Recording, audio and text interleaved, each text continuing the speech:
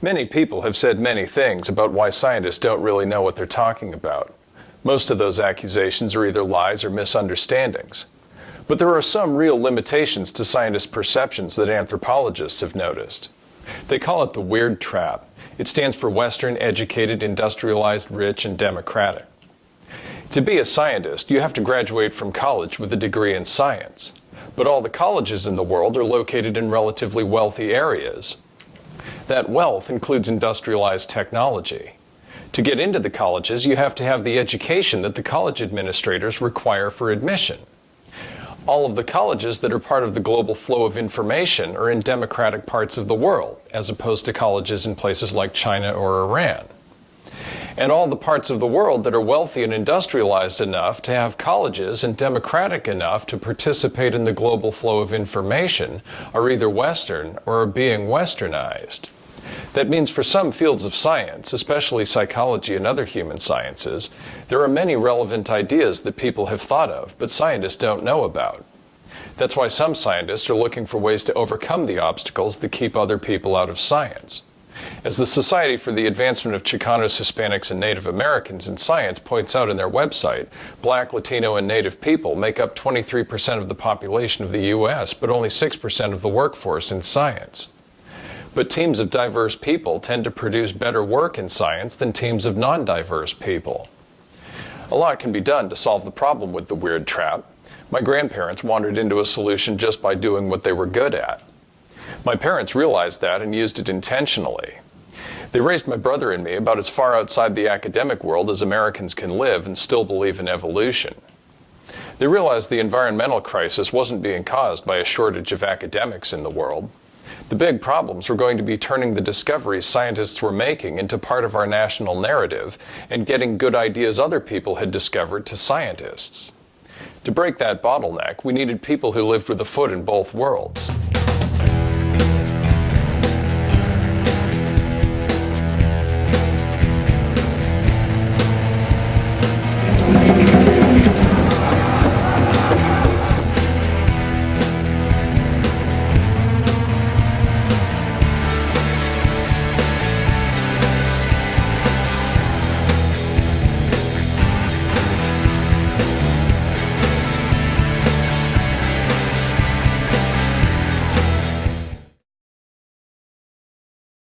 I'm mostly white, but I'm a small part Native American.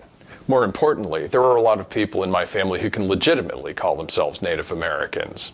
Racial identities get complicated because there are a lot of shades of biracial. I didn't start thinking of myself as part Native in any important way until some of my Native cousins had kids who look like me. Now that I can see that there are elementary school children who are going to be affected by some things that apply to me too, I can help solve those problems. Throughout history, white people have taken a lot more credit than they deserve for thinking of ideas they assumed other people didn't think of. This is an ongoing topic in my videos. For now, the point is that I've never been part of the belief system that says that American history began in 1492, and before that, even though there were people here, everything is too vague to know anything about. For instance, calling the first white people to move westward settlers is implicitly racist. To settle an area means to move into and take possession of a place that doesn't have people living in it. To take possession of a place that does have people living in it, you either have to purchase it, trade for it, or conquer it. To make the word settlers fit into U.S. history, you have to believe that Native Americans weren't people. But today, Native Americans are U.S. citizens, and they make up somewhere between 1% and 2% of our population, with around 5 million people. How do you grant citizenship to 5 million things that aren't people? And where do biracial babies come from? To make all of that fit together, you have to believe that Native Americans somehow became people around 1890. What really happened was that the last Native American nation was defeated in 1886. Native Americans began gaining the status of people in the English language when they lost the ability to defend their independence and their land. That is to say, they made the linguistic transition from not people to people when they made the political transition from foreign enemies to conquered subjects. The settlement of Alaska is even more confusing because it didn't become a state until 1959, and at the time, most of it was unexplored, meaning unexplored by white people. If you try to frame a discussion in racially and historically neutral terms by calling settlers the first white people to move onto the land, a lot of white people will accuse you of taking the Native American side and spreading lies and propaganda just because you've started using words according to their actual meanings. How do you carry on a constructive conversation across cultural lines when people of the most politically powerful group insist that they have the right to invent new meanings for words anytime they want? If we each keep calling the first white people to move onto the land settlers just because that's what everyone else calls them, we keep supporting racism and, more importantly, ideas that don't match reality. By the way, what does Western even mean? West of what? The Earth is round. It has a North Pole and a South Pole, but not a West Pole. No matter where you go on the Earth, there's always somewhere west of you. Calling Western Europe the West, as if there was nothing west of it, made perfect sense to people there back in 1491 when they believed the Earth was flat and that if they sailed over the horizon, they'd fall off the edge of the world.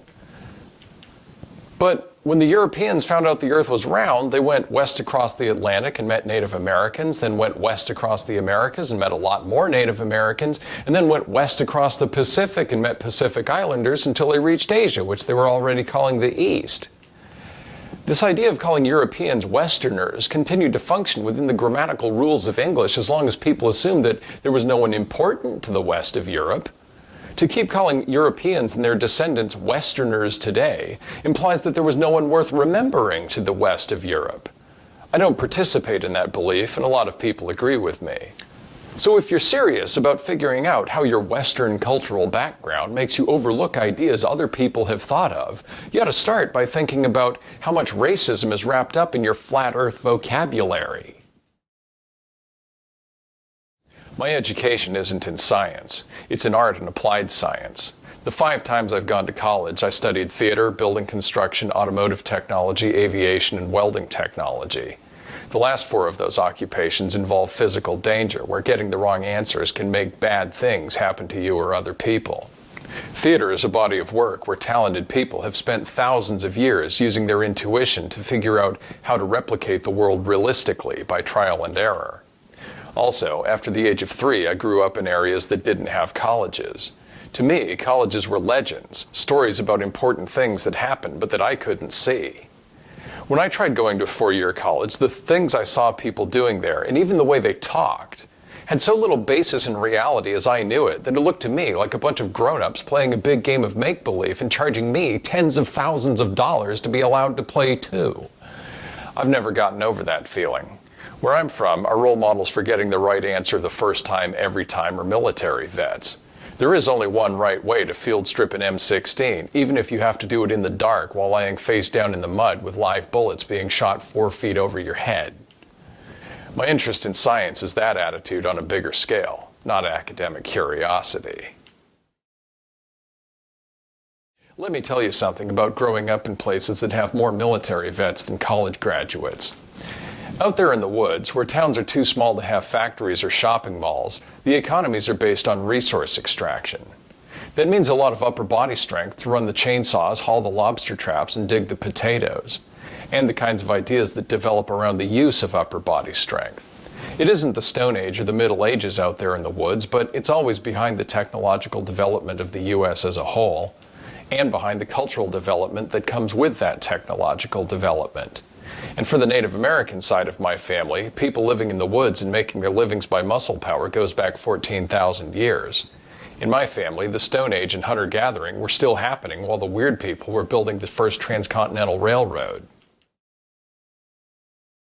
Places where the resource extraction happens have a lot less economic activity and a lot less stuff that's been turned into finished products for human use than do the cities with the colleges, factories, and shopping malls where a lot of the wealth gets concentrated. Where I'm from, there is no upper class, unless you're talking about the tourists who buy the summer houses. A town of 5,000 people, which is the county seat because it's the biggest city for 30 miles in any direction, doesn't have a big enough population to support any industry that makes people rich.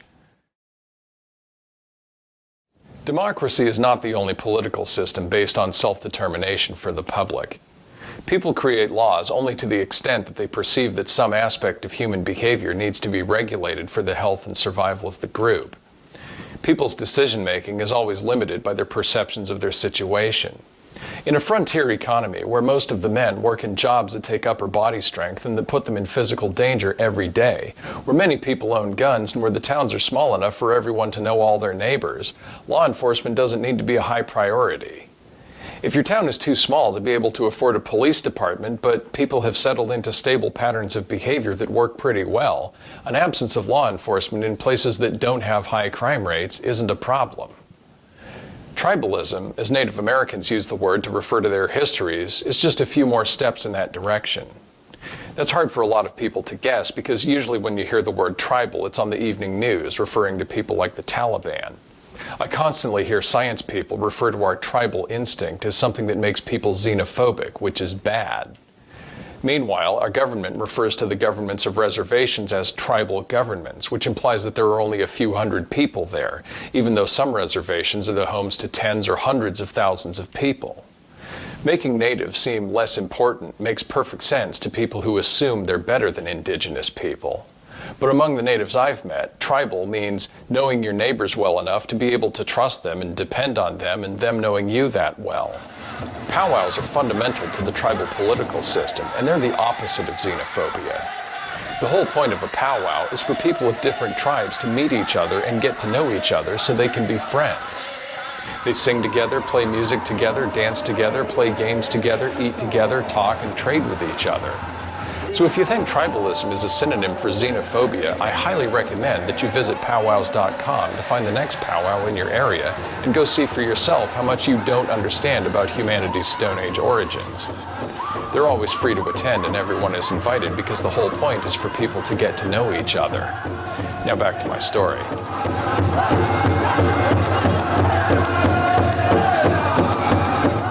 In a village where everyone knows each other, where people making their livings depends on a lot of muscle power, and where the village is the highest level of political organization, the organization of the group depends much less on clearly defined laws than most Americans are accustomed to, and much more on the shared perception of the group members that there are many things they could do that would benefit them, but that they can only do by cooperating. The people don't need specific laws to protect them from the abuse of power by their political leaders if the chief knows that every man in the village has the chance to throw a spear at him every single day.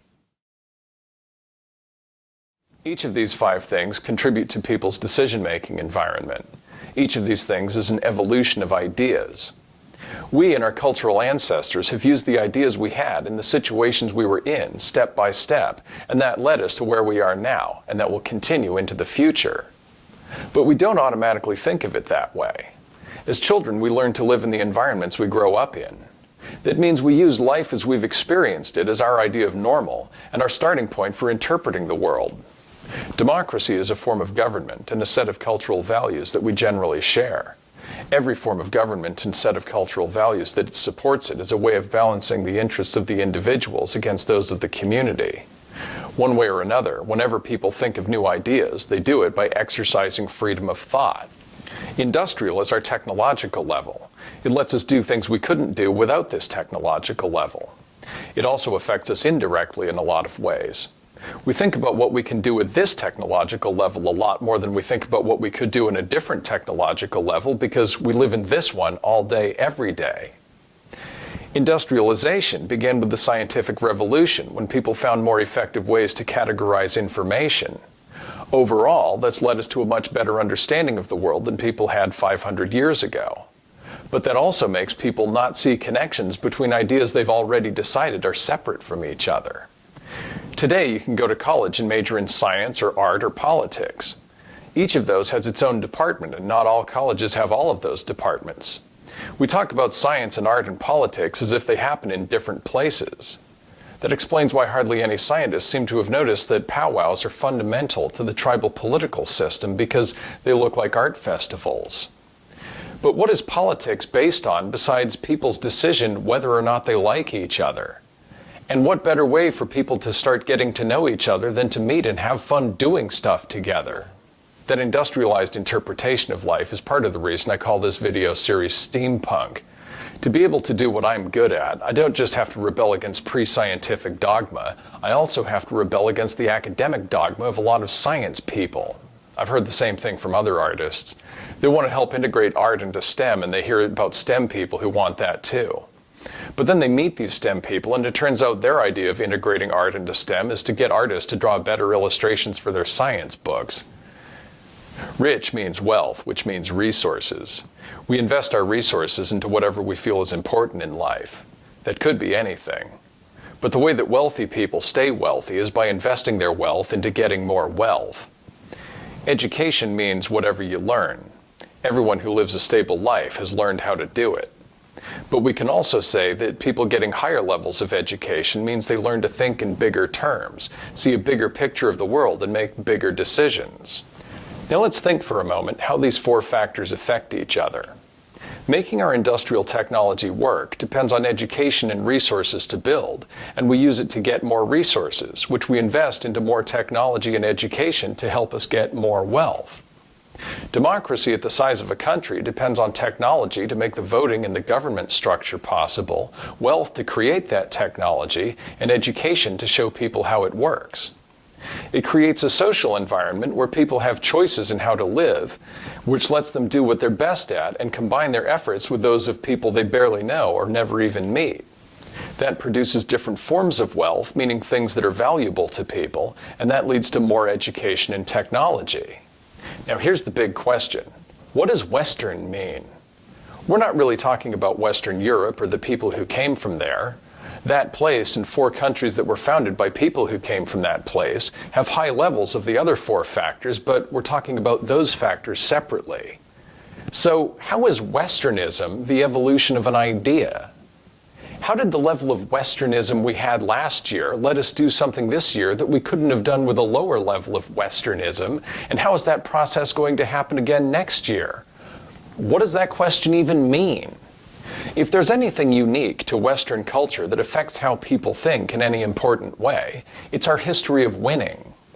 The United States is the cultural descendant of a line of dominant political power that goes back to the beginning of farming in the Middle East 10,000 years ago. When we do anything, we plan on winning at it because that's all we know how to do, and because that's all anyone around us knows how to do. Oftentimes, when we win, it's good. That's how we won our independence from Britain and how we defeated the Confederacy, Nazi Germany, and the Soviet Union. But other times it's not clearly so good. Hardly anyone likes to talk about this, but the United States waged about 500 other wars against Native American nations that they invaded, conquered, and mostly exterminated. On the one hand, that completely goes against what the United Nations stands for today. On the other hand, at the time, there was a flood of Europeans moving westward who were going to conquer those natives, whether the U.S. was part of it or not. In fact, Texas, New Mexico, Arizona, Utah, Nevada, California, and western Colorado were conquered by Mexico before the United States got there. Alaska was colonized by Russia. France colonized everything from Louisiana and Mississippi to western Vermont and eastern North Dakota. So in another sense, the United States made all the people who were doing that stuff belong to the United States. The problem with the United States winning all the time is that people lose sight of why we win. When people feel like they're good, feel like they deserve to win, and then do win all the time, it's easy for them to feel like they won because they were good. But in fact, we've won because of a large number of factors working in our favor, none of which are permanent. Then what happens when people with two different interpretations of why we've won and what winning even means split into two factions and vote for presidential candidates? That's when the political upheaval starts and things get complicated. And that's going to have to wait for my next video, so subscribe to my channel if you haven't already and stay tuned.